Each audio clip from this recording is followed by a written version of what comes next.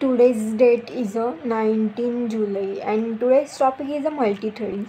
Multi-threading means multi-threading is a process of executing multiple threads simultaneously. Thread is a lightweight process, the smallest unit of processing. Multiprocessing and multi-threading both are used to achieve multitaskings. Then multi-threading then multiprocessing because thread use a shared memory area. They don't allocate a separate memory area.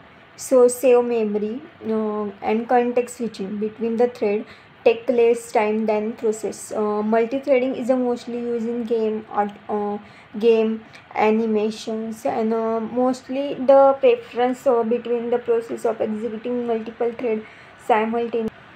Advantages of multi-threading. So first one is it does not block the user because threads are independent and you can perform multiple operations at the same time. Then you can perform many operations together, so it save time. Threads are independent, so it does not affect other threads if an exceptions occurs in single threads. Then which is the multitasking. Multitasking is a process of executing multiple tasks simultaneously. We use multitasking to utilize the CPU. Multitasking can be achieved in two ways.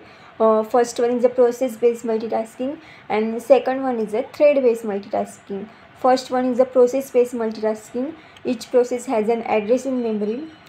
Each process allocates a separate memory area. A process is a heavyweight. Cost of communication between the process is high. Switching from one process to another requires some time for saving and loading registers, memory maps, updating list. And second one is the thread-based multitasking. Threads share the same address space. Thread is a lightweight. Cost of communication between the thread is low. Then threads means thread is a lightweight process, the smallest unit of processing. It is a separate path of execution. Threads are independent.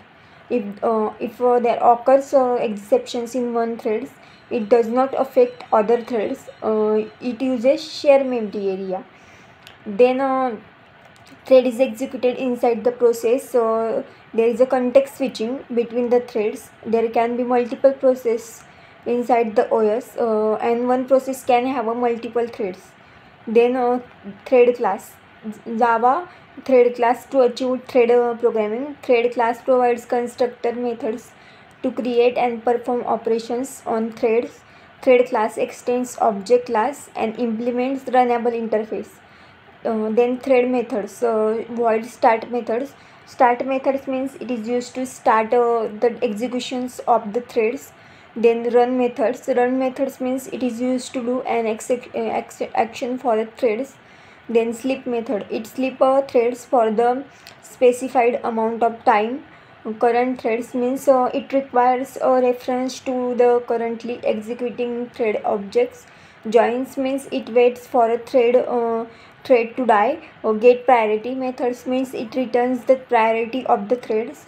Then set priority, it changes the priority of the threads. Then get name methods, it returns the name of the threads. Set name, it changes the name of the thread. So get id method, it returns the id of threads. So is allow methods means it tests the if the thread is alive. Eld methods means it causes the currently executing thread objects to pause and allow threads to execute temporarily. Suspend methods means it is used to suspend the threads. It is resume methods means it is used to resume the suspended threads. Then stop methods means it is used to stop the threads. Destroy methods means it is used to destroy the thread group and all of the subgroups. Is daemon methods means if test if the threads is a daemon threads. Set daemons means it marks the threads as a daemon or a user threads. Interrupt means it interrupts the threads, is interrupted if test the thread class been interrupted. Interrupted means it tests whether the current thread has been interrupted. Active count, it returns the number of active threads in the current thread group. Check access, it determines if the currently running thread has a permission to the modify modify the threads. Then hold lock methods means it returns true if and only if the current threads holds the monitor lock on the specified objects. Then a dump stack, it is used to print a stack trace of the current threads to the standard error system. Then get stack trace, it returns an array of stack trace elements, the stack dump of the threads. Then enumerate means it is used to copy every active threads group and the subgroup into the specified array. Then get state, it is used to return the state of the threads. Get thread group means it is used to return the thread group to which this thread belongs.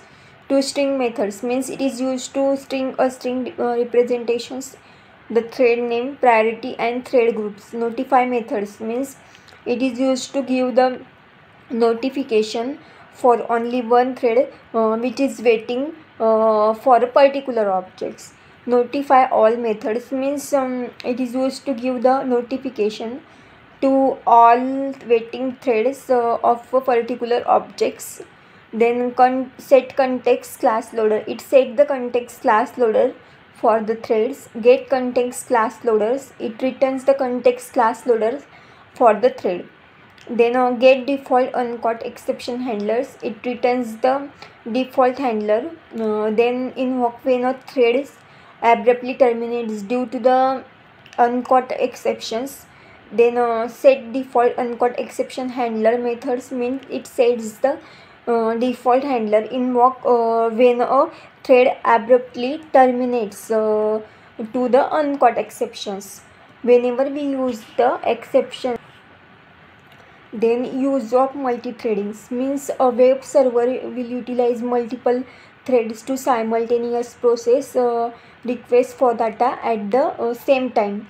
An image analysis algorithm will multiple threads at a time and segment an image into the quadrants to apply filtering to the image.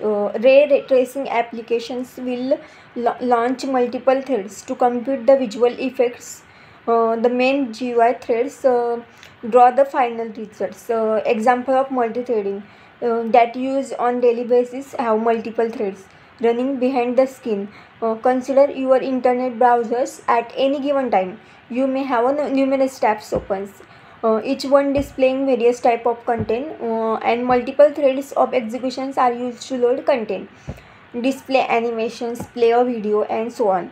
Then multiple multi-threaded program that we are all familiar, which is a word processor. So then you are typing, multiple threads are used to display your document, synchronously check the spelling and grammar of your document, generate a PDF versions of the document.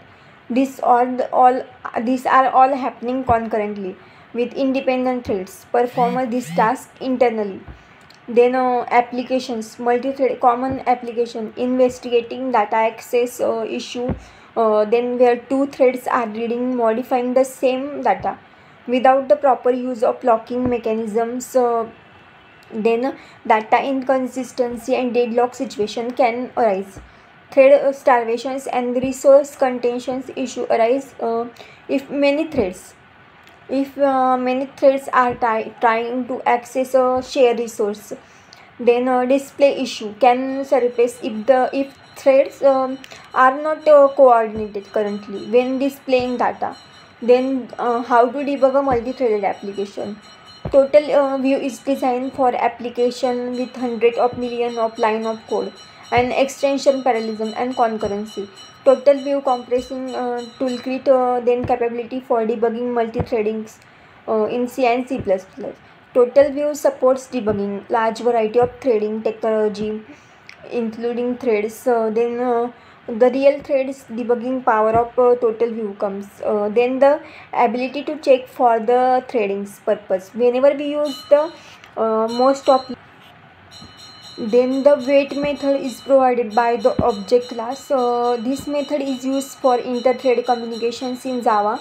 The java.lang.object.wait methods is used to pause the current threads and wait another thread does not call the notify or notify all methods. Then we must call the wait methods. Otherwise it will throw java.lang.illegal monitor state exceptions. We need wait methods, inter-thread communication with notify and notify all. Therefore, it must be present in the synchronize block for the proper and correct communications. Advantages of multi-threading. Multi-threading allows an application program to be always reactive for input. Already running with some background tasks, multi-threading allows faster executions of tasks as the thread execute independently. Multi-threading provides better utilization of cache memory as a thread share the common memory resources. Multi-threading reduces the number of required server as one server can execute multiple threads at a time. Then the life cycle of threads. New. First of all, new state means a thread class objects is created using a new operators. But the thread is not alive. Thread does not start until we call the start methods. Runnable. The thread is ready to run after calling the start methods. The thread is not yet selected by the thread schedulers. Then running methods means the thread scheduler picks the thread from the ready state and the thread is a running. Waiting and blocks. A thread is not running but still alive, or it is waiting for the other thread to finish. Dead and terminate. A thread is in terminated or dead state when the run method exists. Rain methods exist. The preemptive scheduling and thus time slicing. Preemptive scheduling, the higher priority task executes if enter the waiting or dead state. Higher priority task comes into existence. Time slicing, a task execute for a predefined slice of time. Then re-enter the pool of ready tasks. The scheduler determines which task should execute next based on priority and other factors. Context switchings. Context switching means the state of the process is stored, it can be restored and executions can be resumed from the same point.